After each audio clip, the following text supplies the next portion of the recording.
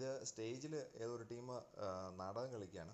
അതിനകത്ത് എന്തോ ഒരു സംഭവം നടന്നിട്ട് ഒരാൾ ചിരി തുടങ്ങി, അങ്ങനെ എല്ലാവരും ചിരിയായി. അങ്ങനെ ആ നാടകം കുളമാകുന്നതിൻ്റെ ഒരു വീഡിയോ ആണ്. അതിൻ്റെ കമൻസ് നോക്കാം.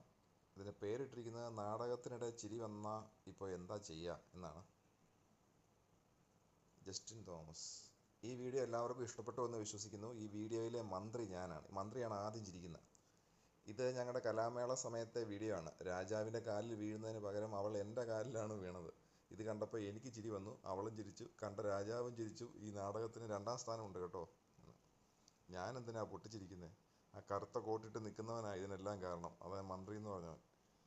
ഇത് റീൽസിൽ കാണുന്നവർക്ക് ചിരി നിർത്താൻ പറ്റുന്നില്ല, അപ്പോൾ പിന്നെ സ്റ്റേജിൽ നിൽക്കുന്നവരുടെ കാര്യം പറയണം. ആ വടന ഇതിനൊക്കെ തുടക്കം വെച്ചത്, വിടരുതവനെ. ലേ പടയാളി, അതെ എന്തേലും കാണിക്കും. സംഭവം മനസ്സിലായില്ല, പക്ഷെ ചിരി നിർത്താൻ പറ്റുന്നില്ല. കറുത്ത കോട്ടിട്ട രോഹിത് ശർമ്മയാണ് എല്ലാവരെയും ചിരിപ്പിച്ചത്. രാജാവ് പിടിച്ചു നിൽക്കാൻ കുറേ ട്രൈ ചെയ്തു.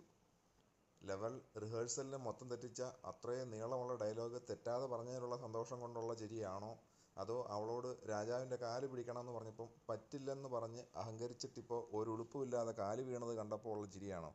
2ാമത്തെ ആവാനാ വഴിയുള്ളൂ. കാണുക, ചിരിക്കുക, വീണ്ടും കാണുക, ചിരിക്കുക, വീണ്ടും കാണുക, ചിരിക്കുക. ലേ രാജാവ്, ഈ അവസ്ഥ ശത്രുക്കൾക്ക് പോലും വരുത്തല്ലേ. പുല്ല്, ആ കുഞ്ഞിനെ അങ്ങ് കൊടുത്തു വിട്. മസിൽ പിടിച്ചു നിന്ന പടയാളി. രാജാവ് ചോദിക്കുമ്പോഴുള്ള പുള്ളിയുടെ ആ തലയാട്ടൽ. അയ്യോ, കാര്യം എന്താ, എനിക്ക് ചിരി നിർത്താൻ പറ്റുന്നില്ല. ഇത് നേരിട്ട് കണ്ടവരുടെ അവസ്ഥയാണ് മോനെ അവസ്ഥ. ഉറക്കത്തിൽ വരെ ഓർത്തോർത്ത് ചിരിച്ചു കാണും. ഈ അടുത്ത കാലത്തൊന്നും ഇത്രയും ചിരിച്ചിട്ടില്ല. ഇത് കണ്ടപ്പോൾ പണ്ട് സബ് ജില്ലാ യൂത്ത് ഫെസ്റ്റിവലിൽ ദ്രൗപദി വസ്ത്രാക്ഷേപം കളിച്ച് ഞങ്ങൾക്ക് കൂക്കുവിളി ട്രോഫി സമ്മാനമായി കിട്ടിയത് ഓർമ്മ വന്നുപോയി.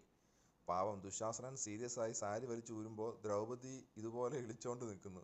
കൂട്ടത്തിൽ പാണ്ഡവരിലെ കുറച്ച് പൊട്ടന്മാരും. ബാക്കിയൊക്കെ അമ്മോ. കുഞ്ഞിനെ എങ്ങനെയെങ്കിലും രക്ഷിക്കണം പ്ലീസ്.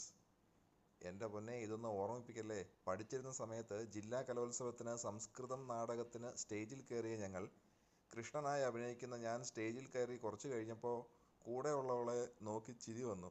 ചിരിച്ച് നാടകം കുളമായി. ജഡ്ജസ്, കാണികളെല്ലാവരും കൂട്ടത്തിൽ ചിരിയായിരുന്നു. ആ ചിരിയാണ് നാടകത്തിൻ്റെ ഹൈലൈറ്റ്. ആ കറുത്ത കോട്ടിട്ടവനാണ് എല്ലാം ശരിയാക്കിയത്. അയ്യോ, ചിരിച്ച് ചത്തു. ആ കറുത്ത കോട്ടിട്ടതാണ് ഇതിനെല്ലാത്തിനും കാരണം. ആ കുഞ്ഞിന് വേണ്ടി 2 അമ്മമാർ അടിപിടി കൂടുന്ന ഒരു മോറൽ സ്റ്റോറിയാണ്. രാജാവ് കുഞ്ഞിനെ കീറി മുറിക്കാനാണ് ഓർഡർ. അപ്പോൾ ഒറിജിനൽ അമ്മ പറയും, അയ്യോ വേണ്ട, എവിടെയെങ്കിലും കുഞ്ഞ് ജീവിച്ചാൽ മതിയെന്ന്. ഓ, അതാണല്ലേ നാടകം. കിരീടം വെച്ചയാൾ ഹാർദിക് പാണ്ഡ്യ വണ്ണം വെച്ചതാണോ? ഇത് നേരിൽ കണ്ടവരുടെ അവസ്ഥ. റീല് കണ്ടിട്ട് തന്നെ എനിക്ക് സഹിക്കാൻ വയ്യ.